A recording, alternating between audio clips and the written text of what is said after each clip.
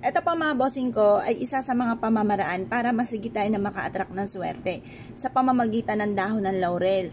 Ang gagawin lang po natin, basta positive ka lamang, naniniwala ka na makakamit yung mga panapangarap po ninyo, bukod po sa inyo pong sipag at tiyaga at pananalig sa mahal na Panginoon, ay subukan nyo po ito. Gawin nyo po, kumuha kayo ng dahon ng laurel, tapos mag-wish ka dito. Sabihin nyo po, gusto ko magkaroon ng 5 million. Yan, 5 million. So nyo po, magkaroon ako agad ng 5 million. Yan, bukod sa ating sipag at tiyaga at pananalig sa mahal na Panginoon at sa mga gatong mga pamamaraan, ako po'y naniniwala na may darating sa ating blessing at makakamit nyo po ito or higit pa po dito. Yan, 5 million. Ngayon pa mga bossing, ang gagawin po natin, kumuha po kayo mga bossing ko ng lighter at ito po ay magsisindi po tayo. Yan, magwi-wish po tayo. Dapat po mga bossing ko ay maubos natin to.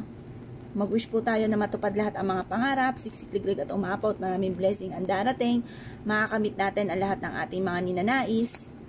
Yan po mga bossing, mag-wish po kayo ng mula sa inyo pong puso. Team na panalangin. Yan, mas maganda, maubos natin to lahat.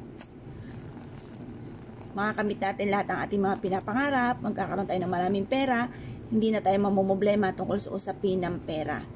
Yan, basta positive ka lang mga bossing. Tapos maaamoy nyo po yung usok po nito. Kunti lang naman ang usok niyan, pero maaamoy nyo po kaagad yung usok. Yan po mga bossing ko ay makakatulong upang sa ganon, kung ano man yung negatibo na kumapit sa inyo, ay kaagad itong may tataboy. Dahil ang dahon ng laurel ay isa sa mga subok na mabisa ng pantaboy ng mga kamalasan. At ito pa mga bossing ko ay mabisa rin na pang-attract ng swerte, lalo na sa pera.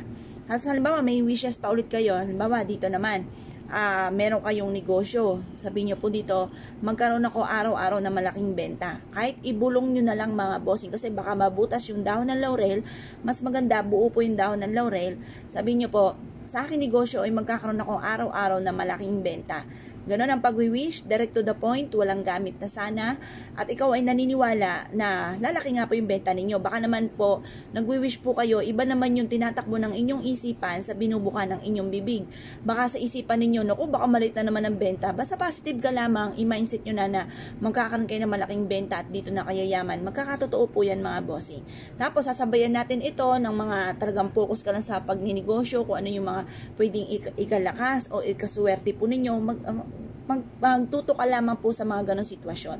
Matutupad po yan. Ngayon po mga bossing, pagtapos yung mag-wish, kayo po mga bossing ko ay magsindi po muli ng dahon ng laurel. Ayan, positive lamang, magkakaroon ako araw-araw ng malaking benta, matutupad lahat ng aking mga pinapangarap.